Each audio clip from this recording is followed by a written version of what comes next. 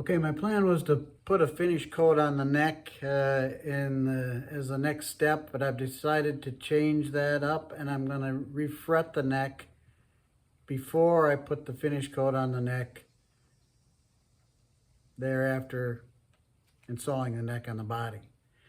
I wasn't going to do any kind of video on refretting. They're all over the internet, and it's a fairly simple job, or so I thought.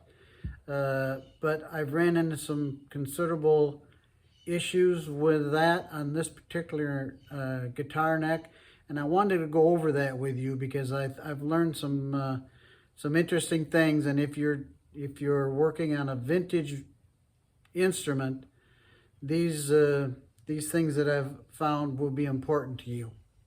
I highly recommend that you watch a bunch of refretting videos because they are very helpful.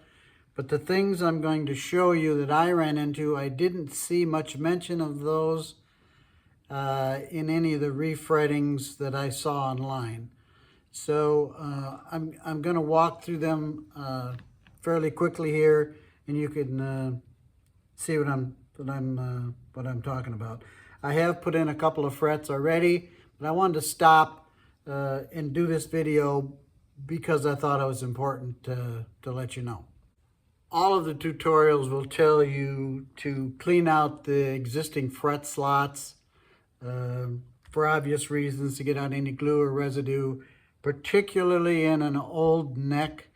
This very possibly had neck work done on it in the past, and it may have been refretted. But I've cleaned my fret slots out with this saw. I've labeled it so you can see the actual thickness of the saw. It's a very thin kerf. This is what I use to clean out my fret slots with. And it's smaller than the frets. Usually when you buy frets, they'll come with specifications, and as you can see here, this gives you a good indication of the physical size of the frets. I took some calipers and a micrometer, and I measured my frets, the old frets, as best I could. This was the closest match I could come up with, so I bought these are nickel silver frets, and this is what I've decided to use. When I started to clean out the fret slots, one thing became immediately apparent. When I used the fret saw, it was amazing how much crud comes out of these fret slots, and they were actually deeper than I thought. In fact, I'm going to try to zoom up and show you this. The fret slots almost go all the way through. I hope you can see that somewhere. The fret slots are almost as deep as the fretboard is thick. Now that the fretboard is glued down, so that's not an issue until you get to the tail of the fretboard. If I try to deepen these fret slots as deep as the fretboard, I'm likely to break it, saw it right off, or make it so thin that when I glue it down, it's going to break. So I'm not going to clean the fret slots past number 12, because that's the fret that I need, the fret height that I need to project across to the bridge to get the proper neck angle. After the neck is set, then I will set the last 5 or 6 frets, because this will be firmly glued in place, and won't be any damage of sawing it off or breaking it off. The second thing I noticed, which made me think that this neck may have been refurbished at one time or another time, is that when I measured the crown of the neck, this curvature on the neck, it's not uniform from here even to the 12th fret. It's a very small radius here and becomes increasingly larger down here. Now I'll show you how to make a quick and easy fret gauge to check these things, but all of my frets came with a much larger radius. I don't know if you can see the radius. What can I give you to see the radius? You can kind of see the radius on this fret is much larger than the radius on the fretboard. And that's a problem because the frets have to match the crown of the fretboard or they won't stay in very well. Of course, the next problem I came across with regard to the frets is how to recrown them to the proper crown on the fretboard. It's nickel silver is fairly rigid. You can bend it in your hands, but if you do it, if you're not careful about doing that, of course, you put a kink in it or a lump in it somewhere, and it's not going to lay down right, and it's not going to look good either. So of course you can make a fret roller, or you can buy a fret roller. Fret rollers and fret presses run $300 or $400 a piece.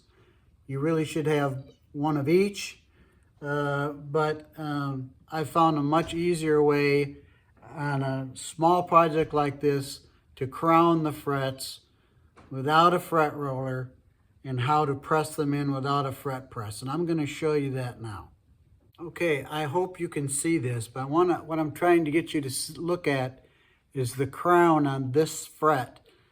And you can see, if you look closely, I hope that's focusing, the crown of the fret. Look at the ends of the fret, how high they are off of the fretboard, and it's touching in the middle. So obviously, if I push down here, this is what happens. So the fret has got to be crowned as close to the fretboard as possible.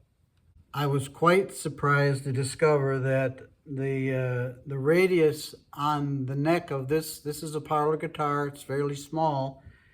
The radius on the fretboard is 6 inches. Nowhere near the 12 or 14 or 20 inches on some of the bigger guitars. So I had to do, I believe these frets probably came with a 14, maybe 12 or 14 inch radius on them. Obviously doesn't work at all. But I watched the video. And Master Luthier came up with this method. He says this is how he always does his.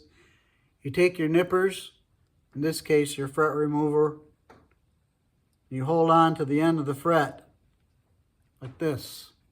You see? You apply slight pressure, hold on to the fret tightly, slight pressure to bow down. As you can see, the bow is increasing slightly. Now we take it off and we hold it against the fretboard.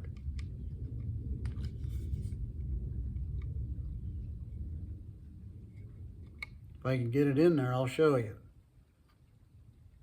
Now, if you look at that, you should be able to see that although it's not perfect yet, it's much closer. Look at the ends of the fret. It's closer than it was. So with a little adjusting, you can carefully custom bend each one. And in my case, I have to do that anyway because the crown of this neck is not the same from top to bottom. And I don't want to replace the fretboard. So I'm going to do mine one at a time. I'm going to crown them as I need to. And I'm going to move one at a time down the fretboard. I'll glue them in place and I'll show you how I went about gluing them in place. Another tip I saw was putting super glue in the end of the fret slot without getting it all the way across the fretboard. I'll show you how I do that a little later on in this session. Now, once I had decided determined how to go about crowning my frets without buying a $400 tool to do that. I'm starting to get proficient at it. I feel like I can do an adequate job with the nippers to get a little crown, extra crown on these frets. But of course, the next problem was then the fret press. Because the neck is irregular, the fretboard is irregular, and I'm not perfect at bending these, I needed a way to clamp the frets down so that I know that they're bottomed out in every case. That's what a fret clamp is for. A fret press is for. But in my case, I know about what the crown is, and here's what I've come up with. I've tried a couple of different ways of doing this, but as you can see, you've probably all seen one of these clamps before. If not, you've seen some that are like them. This is the Irwin. I made this block, and I put a 6-inch radius in the block, and I took double stick tape, in this case a cellophane tape, to tape the rubber to the block. And I took the same tape and taped the double stick tape, the block, to the clamp, so that when we clamp this down on the fret, you see the crown of the fret. Now that is a 6-inch radius. So when I clamp that down on the fretboard, it's going to force that fret into that radius as perfect as I can make it. The bumper on the bottom of the clamp protects the back side of the neck.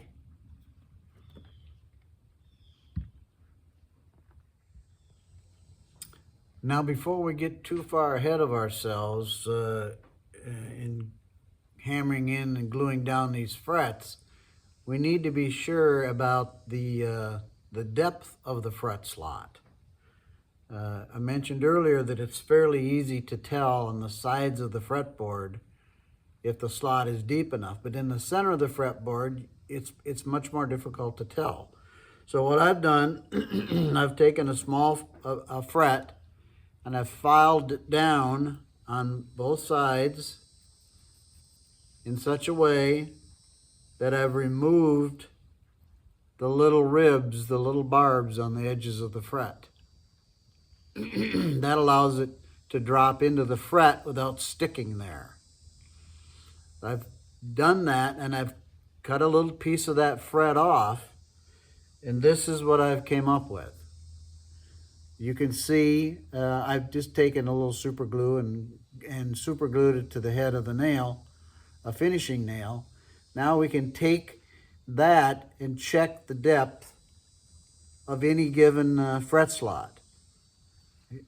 We drop it in the fret slot, and it's easy to determine in the middle of the fret slot if it's deep enough. The edges, again, are fairly easy to visualize, but in the center, it's not so much. So this little fret depth gauge is another simple tool you can use to accomplish the same thing. So between the fret gauge, the fret press, and our bender, we have the tools we need to properly address the whole fretting process. Okay, I want to walk you through one more fret installation process, and after that I'll finish the rest off camera. They're all generally the same. Now I've taken my fret bender, and I've modified the radius on the fret so that it fits nicely into the next fret slot. Now in my case, it's easy. I hold the head of the neck right under my chin, and I can look right down. I can look right down down the neck and see very carefully, look very closely, and I can tell that the radius of the fret and the neck match quite well. So once I've done that, I'm gonna go ahead and set the press. I'm sorry, I'm gonna hammer the fret into place. Now, I want to caution about something else I discovered. When these fret pieces are cut in the factory, they're just cut with a shear of some kind, and they crush the end of the fret. It's unavoidable. They just use a nippers and they nip the end of that fret off. So that the end of the fret is somewhat distorted. So when you set the fret in the slot, don't try to be so frugal that you slide the fret all the way to the end and save yourself a cutoff. That's not a good idea because the ends of this fret are distorted. So we set the fret on there, spanning each way so we can cut it off and then file it smooth, trim it smooth to the edges of the neck. So here I'm going to take my fret hammer. You can buy these anywhere, Amazon, 100 other places. I hold the fret down and you hammer in the end of the fret first. Both ends, then the center, and then go across. Don't hit too far out past the neck or you bend the fret. But we get it all the way in there the best we can. And then we hold it up when we look at it. And we make sure that both ends of the fret are touching the edge of the fretboard. And in this case, I don't know if you can see that, but we have a nice fit. The end of the fret, the crown of the fret is fitting nicely with the crown of the fretboard.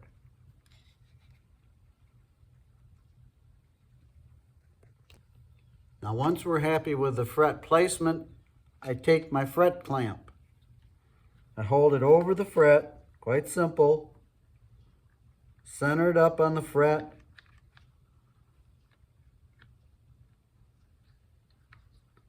I try to make sure that the rubber bumper that's on the fret press, this rubber bumper, does not extend past the end of the fretboard. I'll tell you why in just a minute. But we center that as much as possible. Make sure we get even pressure. Centered both ways, something like that. And we just squeeze the dickens out of it. Squeeze it down. All right, press it hard. And then I look. We look once again. Look down the fret. Make sure both ends of the fret are in contact with the edge of the fretboard. And I'm satisfied, I'm looking at that, I'm satisfied that that's the case.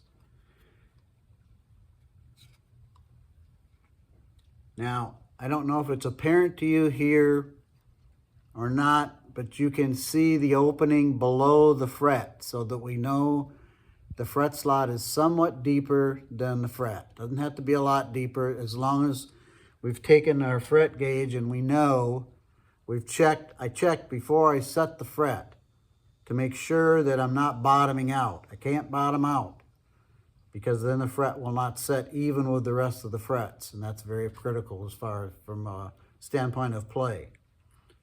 But once we're satisfied the fret is in place, we're going to drop a little super glue in the ends. You can see I've done most of these already. Drop one single drop of glue in the end of that fretboard, end of that fret slot on both sides, and that'll forever hold that fret in place. So I'm going to show you how I do that. And you got to be a little bit careful of this because the super glue is going to want to run all the way, is going to want to follow that fret all the way across the fretboard, and you're going to end up with a mess that you got to try to clean up with a razor blade later. I learned that the very first one out of the box. I learned that.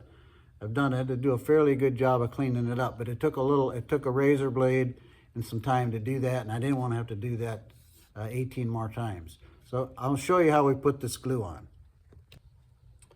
Okay, I'm going to take my super glue with my micro nozzle on it, and I've taped the neck because I don't want super glue to run down the neck for obvious reasons. I only want to get it in the tip of that fret slot. So I want to roll the neck so that any runoff will run down the tape and not run over the fretboard and down the fret. But it only takes about a half a drop, because if you get too much in there, capillary action will draw it clear across the neck. So here's what we're going to try to do. Watch closely. I'll see if I can stay out of the way enough to let you see this. I get one drop, one small drop at the tip of the micro nozzle, and I just touch it to the fretboard.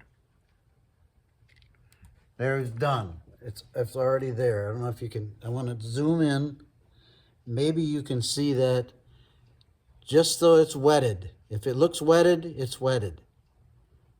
The glue goes in instantaneously. Now I flip around. I'm going to do the same thing. Remember, roll the neck towards the tape so that any runoff runs down the tape and not across the fretboard. And we're going to try to do that again. One drop. As carefully as possible. There's my drop. I try to get the drop. If you look closely, you squeeze the bottle, look at the tip. The drop hangs on the end of the tip. Touch the tip to the guitar neck, and that's it. If you try to squeeze a bunch in there, you're going to have a cleanup mess on your hands.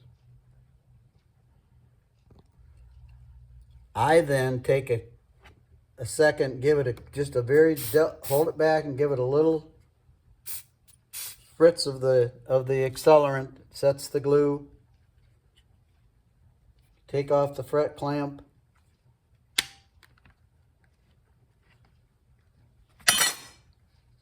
And the results is fairly obvious. Let's see if I can get you up there. This is the fret. Looks pretty good. I'm happy with it. It's down on both ends. We didn't get any glue running across the fretboard. I learned that the very first one. That's a problem. And it only takes one drop of super glue. If you've ever got it stuck to your fingers, you know it doesn't take much.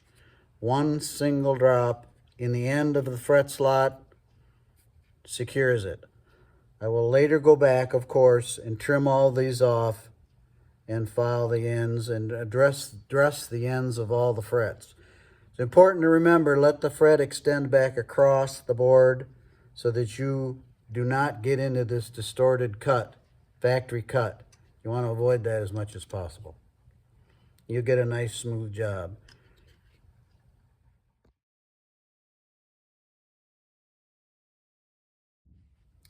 Okay, you can see it on the inset photo what it looked like when we got all the frets put in and the ends trimmed off. They're not filed. The ends are not filed. I just cut them off next to the fretboard, and I'm gonna take the camera down and zoom in on the vise now and talk a minute about filing the fret ends.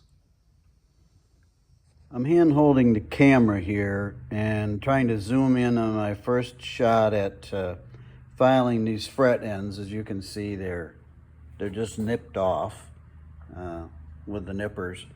But I want to show you something in hopes that you can avoid the mistake that I've made. As you can see the edge of the fretboard here, you can see a spot here, and here, here, and here, where I have actually nicked the fretboard with the file. I've found a way around that, and in my stupidity, I started without that proper precaution, and I'll show you how you can avoid this on your project. Now there's nothing wrong with taking a big file to hog down the majority of the protrusion on those frets. A larger, coarser file works really well.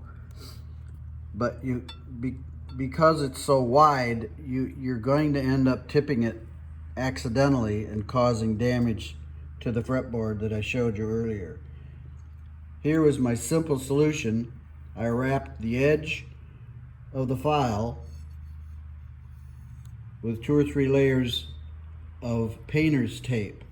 This is actually turns out to work very well, because when you file the fret down to the level of the fretboard, you feel the tape skating on the edge of the fretboard, and it's very noticeable and very easy to stop. And you rub the masking tape against the fretboard and not the edge of the file. So obviously, I've learned a valuable and expensive lesson. These little imperfections I can sand out. There's 3 or 4 of them here on one side of the neck. I'm not going to let that happen again. And in fact, I'm going to continue on with the taped file. And then when I get them close, these are now close. Let's see if I can give you a little better angle here. These are close to the right height. I'll file those down now with a very small needle file and get them exactly where I wanted. It's a good zoom of the damage that I caused with the large file. I'm not going to do that again. So I'm going to continue on with the large file, taped properly, and when I get everything down to the fretboard, then I can lightly sand the end of the fretboard and the end of the frets, and we should come out just fine. Okay, I wanted to show you a close-up of the rest of the filing on the neck. And as you can see, I've gone down the neck with the wide file, and the taped file works perfectly. There's not one scuff on the edge of the fretboard anywhere. So that's a good method. I highly recommend you try it so you don't end up with one of these to fix, which is probably sandable. They're not quite as deep as they look there. I'm going to be able to sand those off, but take my advice, tape your file.